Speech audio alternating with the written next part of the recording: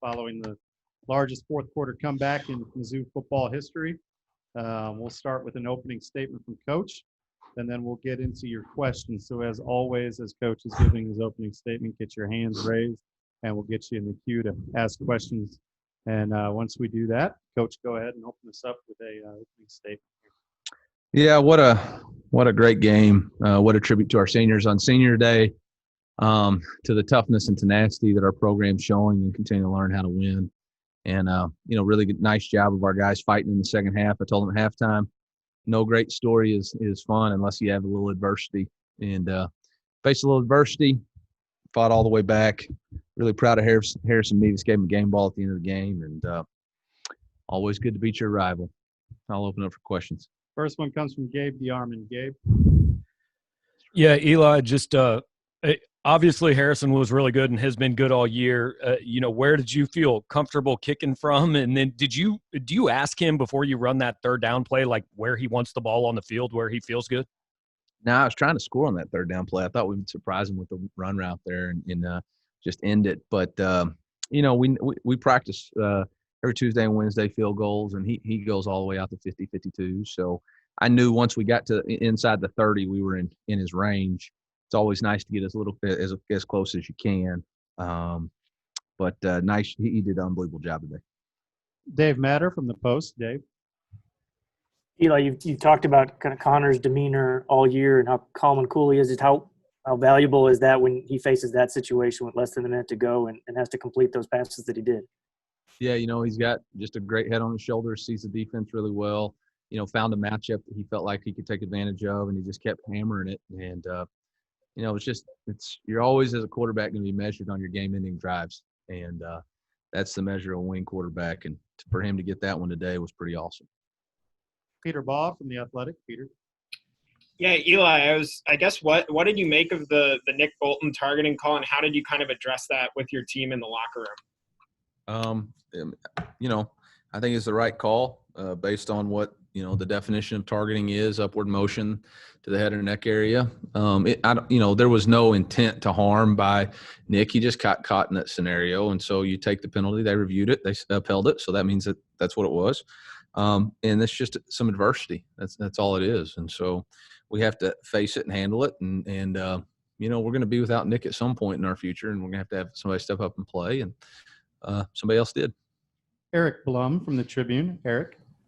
You mentioned a little bit about Harrison there, but I'm just curious about, did you have any doubt he was making that kick when you sent him out for the game winner? And if so, what's the reaction you have to send a true freshman out for that big of a moment? I mean, I'd be lying if I said I didn't have any doubt. But I felt good about it. I mean, he'd been 6 for 6. And so, honestly, I looked across the field. I was about the 50, and Sam was on the 50. And so I just watched him. And when the ball was kicked and he stuck his head down, I knew we'd won. So feel bad for them. They played a really good game. To play as well as they did without their starting quarterback. KJ Jefferson was unbelievable today. And but, proud of our team. Next one's going to come from Mitchell Forty from Power Mizzou. Mitchell?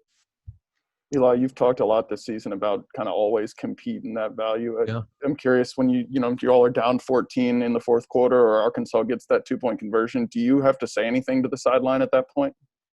I think a lot of us, we're on the sideline saying, let's go win the game. Let's go win the game. Let's go win the game. And, I know the defense was disappointed because they felt like they had a chance to intercept that ball right there and didn't get it done. But we just told them, hustle off the field. We're going to go win the game for you. And that's why it's called a team sport, TEAM. Our guys, it's all about winning, finding a way to win. And, we did that today. Next one's going to come from Joe Walljasper from the AP. Eli, a lot of third down catches by Barrett Bannister. What have you seen out of him? And is there kind of a nice connection there between him and Bazelak on third down? Yeah, he's just Mr. Consistent. He always finds a way, especially in zone coverage, to find a way to be open. And I thought Connor did a nice job extending plays and finding him over the middle today. And they just got a connection. They've worked a lot together. And, Barrett's Mr. Consistent. Suichi Terada from the Star. I was just wondering, when you have a guy like Harrison, he's only a true freshman, but pretty much every time he talks about, maybe pressure-packed situation, just cool and collected. I guess what does that kind of say about him and everything? Says he's a stud. I mean, true freshman, moment's not too big for him. He just focuses on his job, and he's been that way since he's been here. And, I try to rattle him all the time on Tuesdays and Wednesdays. I mean, I'm yelling at him and calling him Janamiski and all kinds of stuff, and he's in there just drilling him. And so, I mean, he just did what he's supposed to do, and he's got, nerves of steel. And tell him don't to drink the Kool-Aid, but he's doing really good right now. Jack Sobel, Maneater, go ahead. Eli, I'm wondering, what was your message to Connor after the 2-point conversion and before he stepped onto the field for that final drive? Let's go win the game. It was that simple. Let's go win the game. He said, let's go win the game. And we called several plays, and he executed every one of them. Bennett Durando from the Post. Bennett. Eli, did you get a chance to say anything specifically to Jamal Brooks after he came off the field? He sort of tweeted his thanks to Harrison, I know, but he's sort of a good attitude guy. I don't know if just were the teammates picking him up or what was the situation with him. Yeah, told him hustle off. We got you. We're gonna go win the game. I mean, it's your mindset. You can't dwell on it. You got to focus on this play. The past plays don't matter. This play is all that matters. And we had 40-something seconds, and we got a really good quarterback, some good wide receivers, great protection. And we said, forget it. We're going to go win this game. And that's what we did. Andrew Kaufman from KMIZ. Andrew. Coach, I saw you meet with Coach Odom before the game. What was that like? And it looked like he, kind of came up to you. And was that a neat moment for you? Yeah, it's great. I mean, Coach Odom and I have always been cordial, and our conversations will stay private. But wish him all the best. He's doing a tremendous job this year. Clint Switzer, go ahead. Hey, Eli, another big game for Larry Roundtree here. We've talked about him all year, 185 yards, 3 touchdowns. Just what has he meant to this program here in your first year as you kind of try to take this program to the next level, but and have to unfortunately say goodbye to him? Yeah, I mean, he's a captain voted on by his teammates, which shows you he has the respect of his teammates. As a coaching staff, he shows up every day to work with a great attitude. He always is working to get the energy at practice the way it's supposed to and the way it's supposed to be in the locker room. He's got a great smile and a great charisma about him. And I can't say enough good things about who he is as a person. And then as a player, I mean, just as tough as he runs and does everything the right way. Hey, Harrison, I guess they're going to let you talk to the media, huh? Don't drink the Kool-Aid. Y'all want to talk to Harrison? Wrap it up with me? We got a couple more. No, a couple more. Okay. All right. Ben Frederickson, go ahead. Eli, you talked about overcoming adversity. Yeah. As an example of that, seeing Nick Bolton on the sideline in the fourth quarter, kind of leading the pumping up and doing some coaching. I mean, he would have been understandable if he was pretty dejected, but it didn't seem like that was his demeanor. Yeah, absolutely. I mean, you got to turn your energy and do what you can. You can't dwell on the past. You can't focus on the past. You focus on right now what you can contribute to our team. And he was doing an excellent job. He was coaching people on the sideline. He's got great energy. He's a captain. And I think, obviously it's deflating when you lose a good player like that, but you got to keep stepping up. Hey, Kiki, big day for you, big dog. 6 for 113. Next one's going to come from Bill Pollock. Bill. Yeah. Hey, Coach, did you have any inkling that Franks was not going to start this game at quarterback? And then second question, what did they do differently then with Jefferson in the game? I didn't know he wasn't going to start. I mean, he went through pregame, so yeah, I don't know. I don't have any idea what's going on there, but they didn't do a ton differently. I thought KJ played really, really well. We still haven't stopped the sprint and draw, so we got to get that corrected. And then he was able to find holes in our zone coverage, and so there's things that we got to get fixed. But I don't think they run the same offense regardless who's in. Gabe. Yeah, Eli, I know you've talked at different times about the challenges of getting Larry enough carries and Tyler. I think Tyler's first carry goes for a 46-yard touchdown. Just, how big he came up for you late and that balance you've got, how important was it today? He's a really good player, but he's even better on the sideline, staying engaged in the game, and just knowing whenever it's his opportunity, he's going to step up and do what he's supposed to do. And it's hard on a player, especially when you're as good as Tyler is, not to be in the game all the time. And then when you're called on, have to do something special. And I'm just so proud of him as a player. You know, it's hard to do what we're asking Larry and Tyler to do, and Kiki and Dame and Toski and Barrett. You know, there's all kinds of guys, and Jalen Knox, that need to touch the ball. And you got to be unselfish. You got to be TEAM player. Next one's going to come from Mitch 40. Mitch. Eli, you just mentioned his name, but Damon Hazelton's a guy who, you know, hadn't maybe gotten the same amount of reps as early in the season. What can you say about him just staying engaged and you know, being around when the team needed him late in the game? I mean, you can't say enough about it. You got to have mental toughness. You got to decide that when my moment is called, I'm going to be prepared to do my job. And that's what happened today. Toski got dinged up, and we went Dame, and he did an unbelievable job. I mean, he's routing people up out there, making great catches, getting yards after catch. I mean, 5 for 98. It's a pretty good day.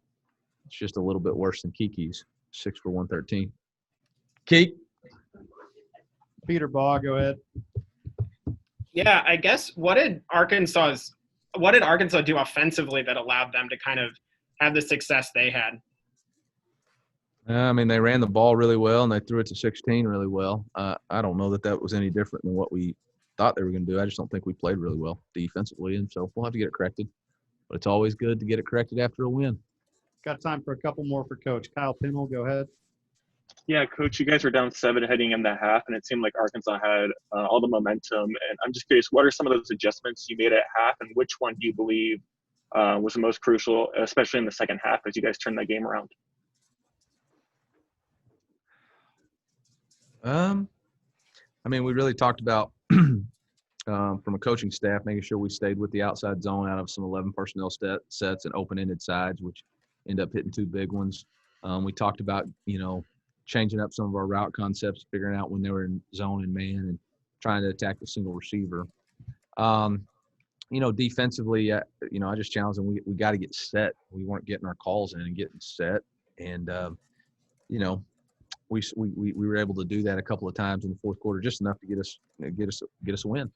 All right, we're going to go Suichi, Bennett, and then Kaufman to close it. Suichi, go ahead. Hey, I'm just wondering, does 5 wins mean anything? Knowing you know, in the regular season at least, you're not going to have a losing season.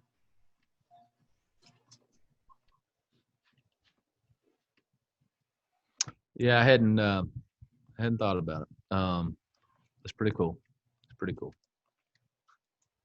And Bennett? What was the sort of scene in the locker room? I imagine it was pretty high energy, but was there anyone else who specifically stood up and said anything? Or? Well, I'm sure it'll be on Twitter here in a little while, so there won't be much. You know, we just said the Lord's Prayer and said thank you to the man above. Let the seniors raise the trophy, gave Harrison a game ball. When we win, we sing. So it's a good time. It's a great time. God, it's a great time. Kaufman, close us out here. Coach, just how have you been able to change the culture of this team? They won 6 games last year. You've already won 5 this year. I don't necessarily like the term, you know, change the culture. I just think we've instilled a belief and an identity of who we are and what we're going to be about. And like I've said before, that's not for everybody, and that's okay. But as long as we're here, we're going to be about these things. And we're going to have a standard of performance. We're going to have a 1-0 mentality. We're going to have an always compete mindset. We're going to build trust and respect. You know, we're going to do more than what's expected. And I thought one of the coolest things today or yesterday was when I saw Josh Bledsoe tweet out, enjoyed the journey, because that's core value number 4. And so for him to already understand that life is not about a destination, it's about a journey that you're on and enjoying the people that you're around, it tells you that they're just taking hold of it. And we got a lot more to do. And, you know, appreciate the administration believing in me and believing in our staff and continue to push forward. I know, you know, Mizzou Nation is getting excited about what we're doing. Recruits are taking notice. And we're not done yet. That's a good way to end the press conference. Thanks, Coach. Harrison, you're up. Harrison, don't drink the Kool-Aid. I could still call you Jana Miskey next week. That's true. See you, boys.